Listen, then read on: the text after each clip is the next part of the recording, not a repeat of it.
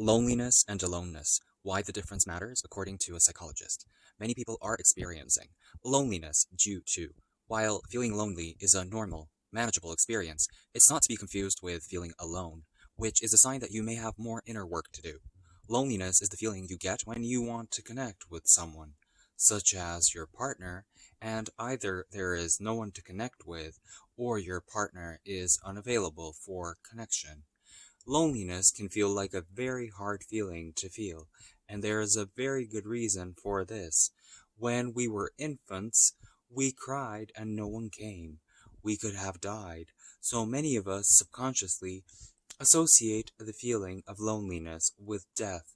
As children, we learn to do many things to cover our feeling of such as disconnecting from our body, where our feelings are, and staying focused in our heads.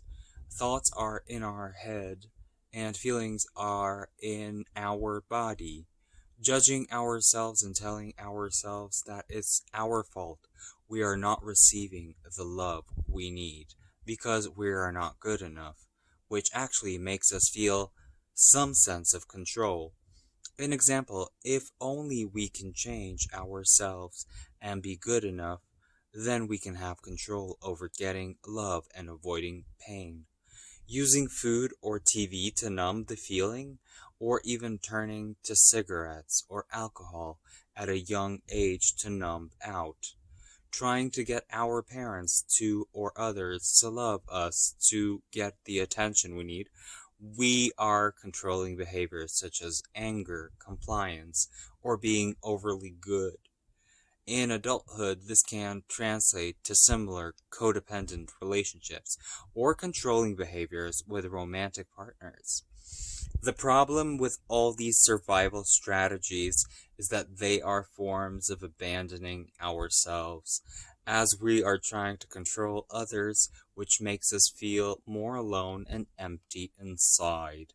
While loneliness is about wanting to connect with someone where there is no one available to connect with, aloneness is the emptiness, hollow feeling you get when you have abandoned yourself in any of the ways described above. It can sometimes feel like floating in space with no tether, sitting with our loneliness.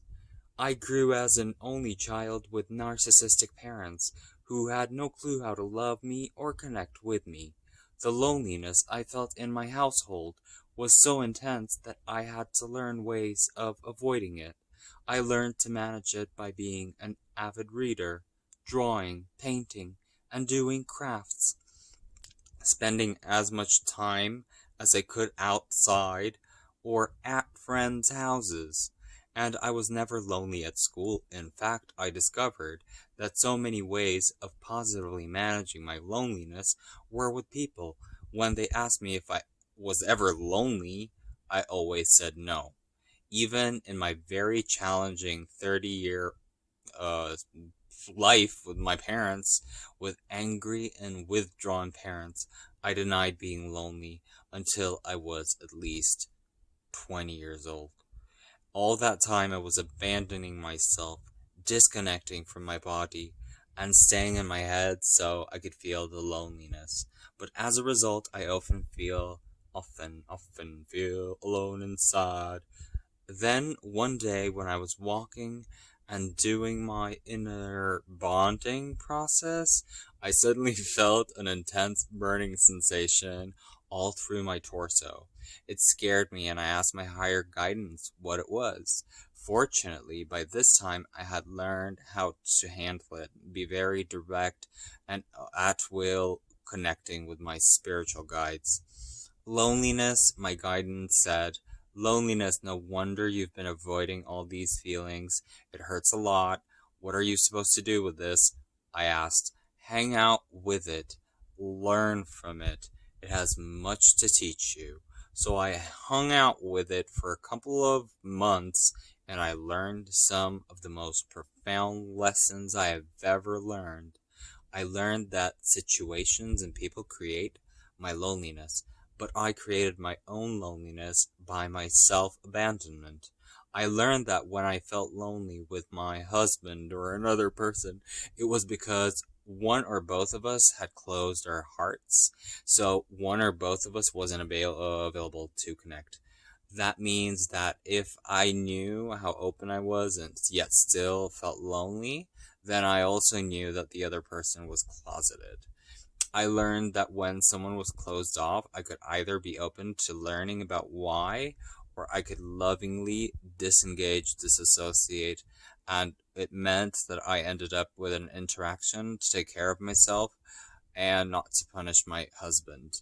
I learned that now that I'm an adult, I could easily manage the feeling of loneliness by caring and compassion for myself and allow to move it through me. Then I can do something about it with my husband who is unavailable for connection, like a call with a friend with whom I could connect to, or with, or. I learned that I abandoned myself when I felt lonely, then I felt both alone and bored, which made me feel hopeless and despairing. But when I stayed connected in my heart with my inner soul and higher self, then I didn't feel alone inside, and I could easily manage the loneliness. Now I never feel that awful burning feeling I had when I first felt the loneliness that I had been avoiding for so many years. Now it feels like a little twingle inside, uh, twinge, which I now know connects that inner feeling of loneliness with someone. I rarely feel that when I'm alone now. And now I can make a loving choice for myself to either inquire about what's going on or lovingly disengage. I now greatly value my feelings of loneliness, which offers me important information regarding all my relationships. Reset your gut. The desire for a life of solitude might be pleasing in a world filled with overpopulation and bright lights and constant noise, where seeking a little private time is hard to come by. But for many of us, the idea of solitude is often confused with the idea of being alone is, and being confused with being lonely. Loneliness and aloneness are often considered to be the same thing, but that couldn't be further away from the truth.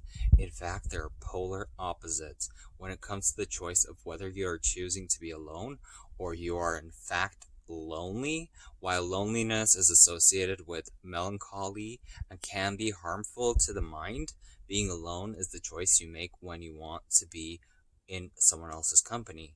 Well, it may be just your cat, and you're happy and content and sit and relax without a soul around. Loneliness is not a choice, while being alone is. Though, if you were to sit in a crowded room, say of 50 people, and you proceeded to ask the question of whether they like to be alone or not, most would assume the question is a reflection of loneliness. Of course, the core foundation of loneliness, as debated by some of the world's greatest philosophers, is that we are all alone, whether surrounded by people or not, as we are inside of our own minds with no company to answer questions or to comfort us when we need it. So, whether you perceive loneliness to be associated with that of not having people around you, that is, in fact, we are all alone. It's how you manage being alone that counts. Loneliness can often be reflected as a desire to choose to be alone with no one around, but in fact, when you choose to be alone, you're not opting to be lonely, but rather choosing to be content with your own company, to take a break from the world around you. True loneliness, and not the metaphysical sense of the term, is when someone is isolated from it and is required to talk the talk, to walk the walk, no love to be shared. This type of loneliness can often be led and lead to mental illness formed from isolation if one is not to be suffering, is not of suffering. The idea that you might be alone and feel lonely means you're not comfortable with the idea of being myself and accepting the idea that people who care for you and about you are meaning. and they're accepting the peace and serenity that comes with it. Because the truth is, real loneliness is suffered by those who have no one. 2020 has been a trying year for all of us. Has it? From a lot of things that were going on.